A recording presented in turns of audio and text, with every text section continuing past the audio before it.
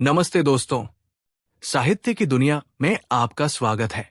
आज हम लेकर आए हैं मुंशी प्रेमचंद की एक चर्चित कहानी कश्मीरी सेब, जो सिर्फ एक फल की कहानी नहीं बल्कि मानवीय ईमानदारी, धोखेबाजी और समाज के नैतिक पतन का दर्पण है।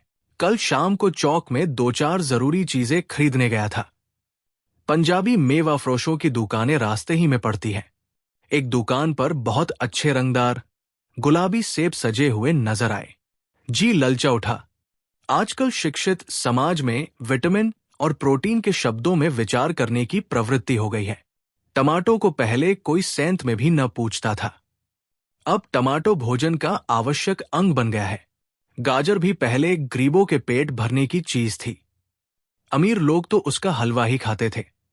मगर अब पता चला है कि गाजर में भी बहुत विटामिन है। इसलिए गाजर को भी मेजों पर स्थान मिलने लगा है। और सेब के विषय में तो ये कहा जाने लगा है कि एक सेब रोज खाइए तो आपको डॉक्टरों की जरूरत न रहेगी।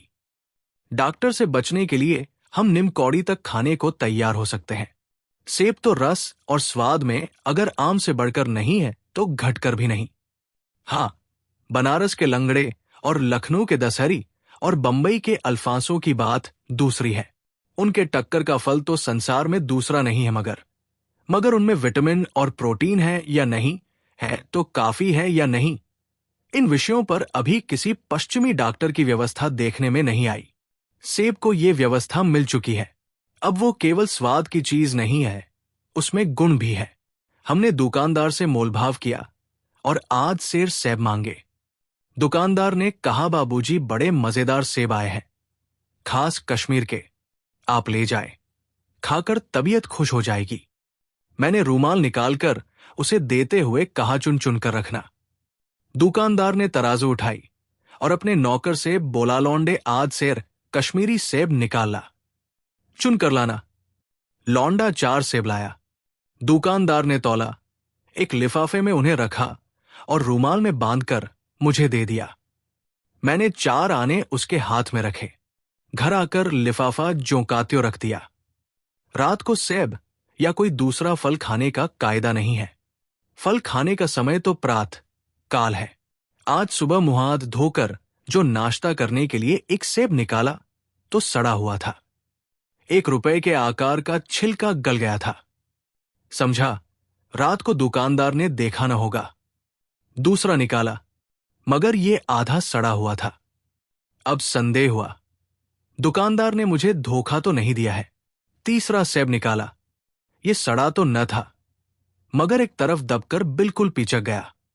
चौथा देखा, वो यूं तो बेदाग था, मगर उसमें एक काला सुराग था जैसा अक्सर बेरों में होता है। काटा तो भीतर वैसे ही धब्बे जैसे किड़े बेर में होते हैं। एक सेब भी खाने लायक नहीं। 4 आने पैसों का इतना गम न हुआ जितना समाज के इस चारित्रिक पतन का। दुकानदार ने जानबूझकर मेरे साथ धोखेबाजी का व्यवहार किया। एक सेब सड़ा हुआ होता तो मैं उसको क्षमा के योग्य समझता, सोचता उसकी निगाह न पड़ी होगी। मगर 4 के चारों खराब निकल जाए, ये तो साफ धोखा है। मगर इस धोखे में मेरा भी सहयोग था। मेरा उसके हाथ में रूमाल रख देना मानो उसे धोखा देने की प्रेरणा थी।